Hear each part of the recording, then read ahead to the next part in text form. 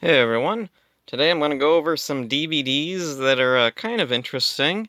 These are all DVDs and some Blu-rays, movies that I've only bought because they happen to have Power Ranger actors or crew members involved with the making of them.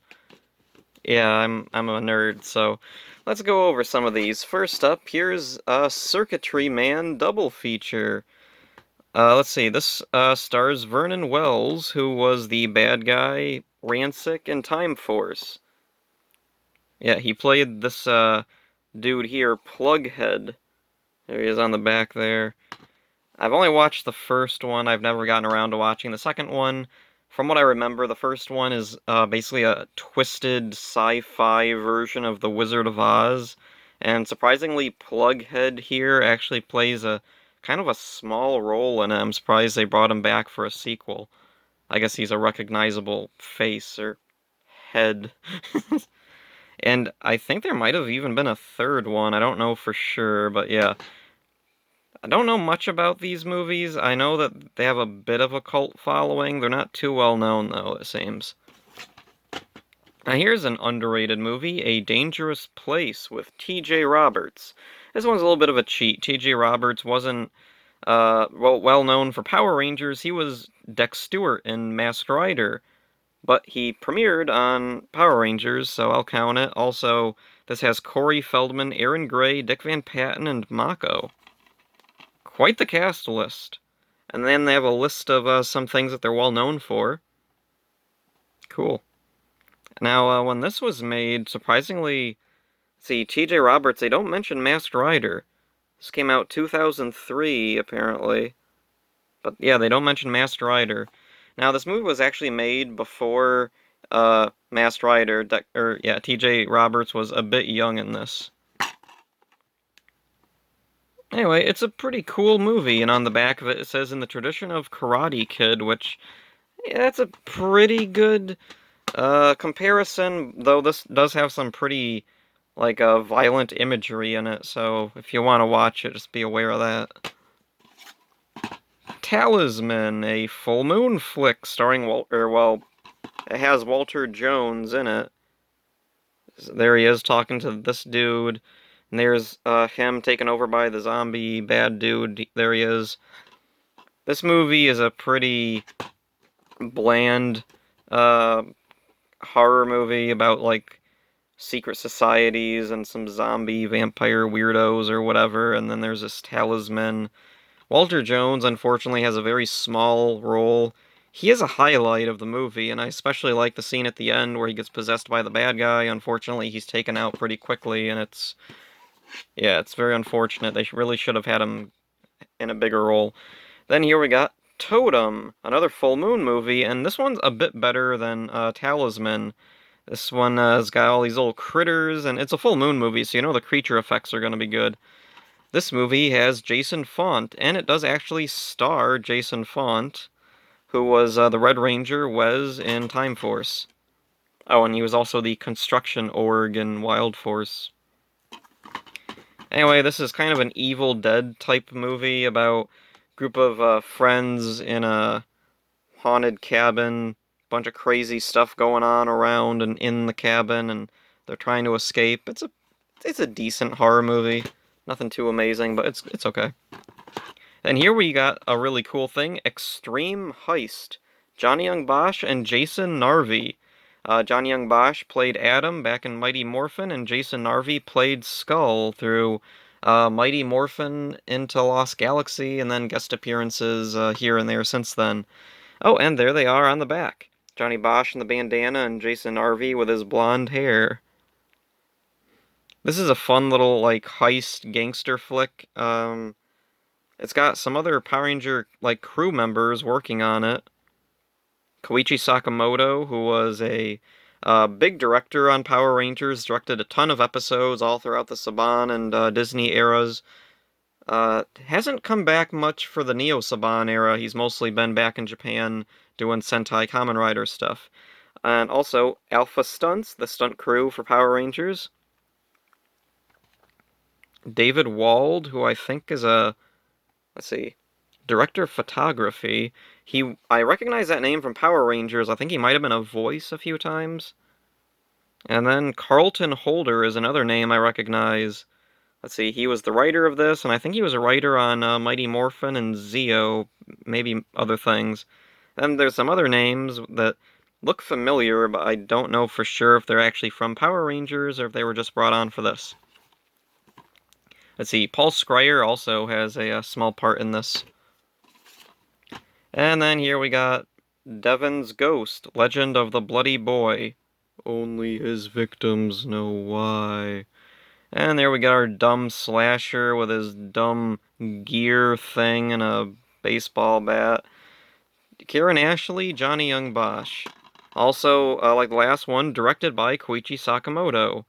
I don't recognize any of the other names from Power Rangers specifically.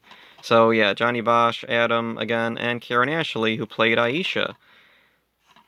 And, kind of get a look at Aisha there. Adam, I think, is the guy jumping, kicking that guy, maybe? Or, yeah, that's him in the back in the purple shirt there. So this is a pretty dumb slasher movie about this kid who becomes a killer baseball player. Not a lot to say about this one. It's a pretty bland slasher flick, not a whole lot to it. Oh, and it was from a video store. Your Video Station. I miss video stores. So anyway, there was an interesting interview with Karen Ashley talking about this movie. Oh, it might have been on this. Let's see, apparently the reason why Koichi Sakamoto and Johnny Bosch were brought on for this was Karen Ashley happened to be working at a production company, and at the same time, like, Johnny Bosch and Koichi Sakamoto happened to be there, so they were just brought on because they knew her. And then here we got It Waits, starring Serena Vincent. There she is. She played Maya, the Yellow Ranger, in Lost Galaxy. And this movie is another kind of lame horror movie. We got a dumb-looking monster, who does dumb things like set corpses up for a tea party. It's not a very... It's okay for, like, a Monster in the Woods movie, but it's nothing really amazing. It's nothing particularly memorable. And I only bought it because it has Serena Vincent in it. Oh, Serena Vincent also was in Cabin Fever, which I actually just bought because I liked Cabin Fever, not because she was in it. Oh, and interesting, they show a bunch of credits here. Serena Vincent of Cabin Fever. Okay, yeah, so they don't mention Power Rangers, but in the commentary with the director, they do, or somewhere on here, let's see, I guess there was a stunt person for Serena Vincent's character, but then she couldn't make it, so they were like, so can she do her own stunts? And the director said something like, of course she can do her own stunts, she was a Power Ranger! And that's a cute moment. Oh, and also in the interview with the actors and stuff, there's a part where Serena Vincent is talking about her character in Lost Galaxy, and for some reason they play it off as really silly, even though this is a pretty silly movie, too, so, like, glass houses. And then, here's a weird one, Fall Guy, the Jon Stewart story. It's a biodrama all about the stuntman and director Jon Stewart, better known as Stuart St. John, who was a director on several Mighty Morphin Power Ranger episodes. In fact, this even has a little segment at the end where they have like a little recreated Mighty Morphin Power Rangers scene, although it's very cheap and stupid looking and looks more like if Tattooed Teenage Alien Fighters went outside. So yeah, it's a okay movie. It stars Jason Frank as the titular Jon Stewart. Jason Frank, of course, was Tommy in Power Rangers. Oh, an interesting thing with the DVD, they misspell John and Jon Stewart. They spell it Jon instead of John, so weird. And I've seen some versions of this where they misspell it on the front, so I'm wondering if anybody looks at this and wonders if it's about the comedian Jon Stewart. So, it's a decent biodrama, it's well-paced, it's well-directed, Jon Stewart directed it himself. Looking at the other names here, I'm not recognizing anybody else from Power Rangers. Now, this is a really cool thing. Broken Fist. This stars Johnny Bosch, Adam again, and also Dan Southworth, who played Eric in Time Force. Unfortunately, no pictures of him anywhere, then some other people, and directed by Koichi Sakamoto. And it gives him a few credits. Wendy Wu, Mortal Kombat Mimic 2. Those are some credits. Wendy Wu was like a made-for-TV Disney, like, dumb little thing that happened to have some amazing fight scenes because Koichi Sakamoto. Mortal Kombat, I don't know what Mortal Kombat thing he was involved with. I don't know if he was maybe a stunt director on one of the movies, or if he was in the TV show, or I think there was an online Mortal Kombat show. Then Mimic 2, I have no idea what that is. So anyway, Broken Fist was, it was okay. It's a decent martial arts flick. There's not a whole lot to it. It's not a deep movie. It kind of reminds me of like some of Bruce Lee's movies. They have pretty bare bones plots. They're mainly just there to set up the spectacle fight scenes, which, I mean, we have Johnny Bosch fighting Dan Southworth. It's an incredible fight. It's what made me want to buy this. Someone uploaded the clip of that fight to YouTube, and it just blew me away. I knew I needed to buy this. That scene is the highlight of the movie. There's not a whole lot else very memorable about this, but it's decent enough if you're a fan of martial art movies. Now this is a weird one that I definitely wouldn't have bought if it wasn't for the fact that it starred a Power Ranger actor, Michael Copon, who played Lucas, the Blue Ranger in Time Force, currently facing some controversies. And also he's getting a Lightning Collection figure, so whatever. So anyway, Scorpion King 2, Rise of a Warrior. It's okay. I remember seeing the Mummy movie, the first one. It was okay. I saw the second one. It was okay. I didn't really have any interest in it. I'm just not a big action movie guy. Kind of weird. They headline Randy Couture, who I think played the bad guy Sargon or whatever.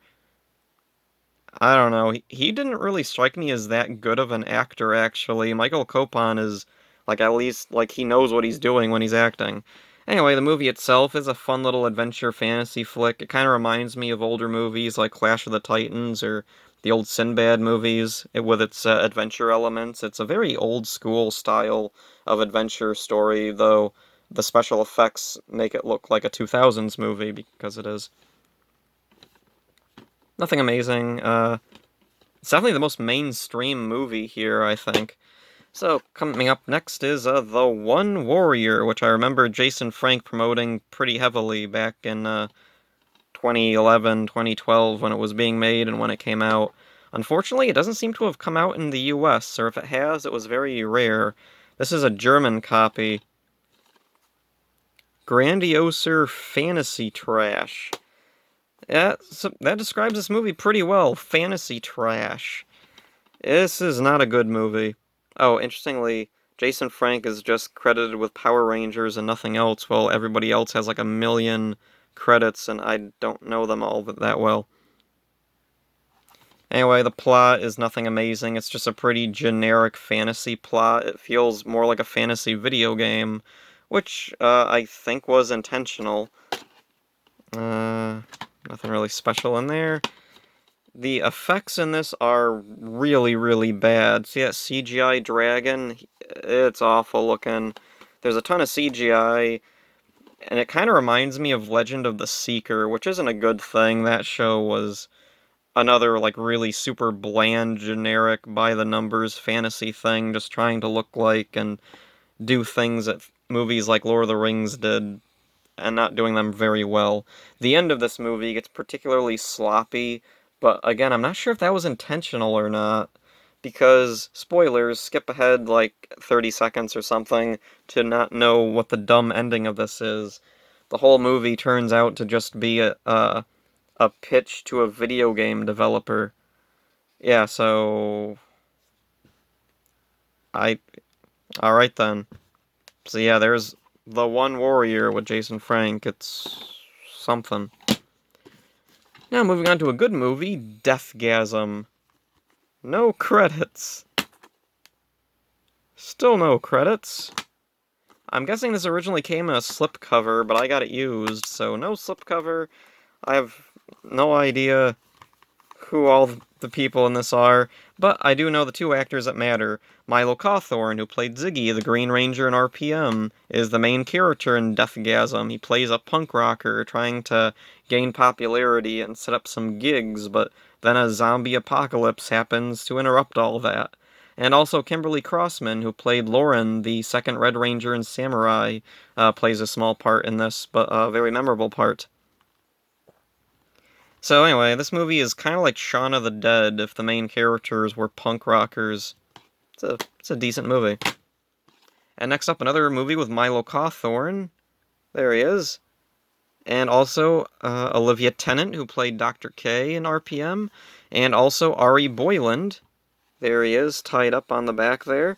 He played Flynn, the Blue Ranger in RPM. Adelaide Kane, who played Tenaya 7, a villain in RPM. Let's see, written by, and I think directed by Madeline Paxson, who was I believe, writer and occasional director on RPM. Also written by Eddie Gazelian, who was the executive producer of Power Rangers RPM and writer on a ton of RPM episodes. This movie also stars a couple other RPM alumni. Gemma's actor shows up, like Lee Ming-hu, I think her name is. And then also, let's see, he's not credited on the back, but I believe either this or Deathgasm had some music that was provided by the guy who played RJ in Jungle Fury, whose name I'm completely forgetting for some reason. Anyway, what's Blood Punch about? Blood Punch is about a couple of despicable characters caught in a time loop, slowly learning how to not be quite as despicable. And then it all comes crashing to an end, and very ironic ending. So yeah, Blood Punch is definitely probably my favorite of all these movies here. It's a very creative movie, it's a very unique movie, it's well-paced, well-acted.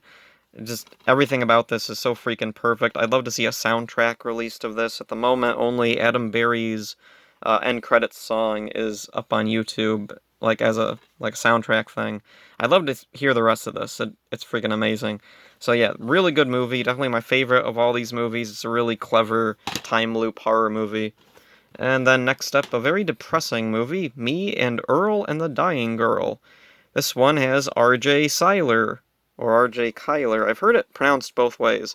He played Billy, the Blue Ranger, in Power Rangers 2017, and also stars some other people who I don't know. Oh, rental exclusive. I miss video stores.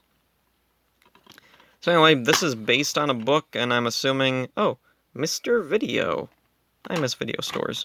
So anyway, yeah, it's based on a book, and I'm thinking it's probably the type of book that I had to read in middle school and high school, because this movie really reminded me of that, as it's a lot of meandering around, and it has a kind of depressing ending.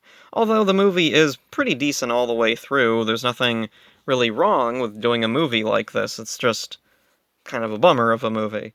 So, this dude and his friend befriend this girl who's dying of a terminal illness, and, spoilers, she dies. And, then the rest of the movie is them, like, learning to cope with her loss and this and that, and it's fine. It's fine, it's just kinda sad. And then, last up for the main movies I want to talk about, Project Almanac. This was a movie from Dean Israelite, the director of Power Rangers 2017. Let's see, Project Almanac is a pretty fun little time travel movie. Kind of reminds me a little of Donnie Darko at times, as there's some more dark moments in it too. Let's see, not a whole lot to say about it. It's a really good movie. Nothing amazing, it's nothing that's gonna, like, blow you away or anything, but it'd make a nice double feature with something like Donnie Darko, or Power Rangers 2017. So then, moving on to some special mentions, here's the Crow triple feature, which I got because I'm a big fan of the first Crow movie, as well as the comic. So I was hoping that the sequels would be good. I watched the first one, City of Angels, and just never really got around to watching the others. At all. City of Angels is interesting because it stars Thuy Trang.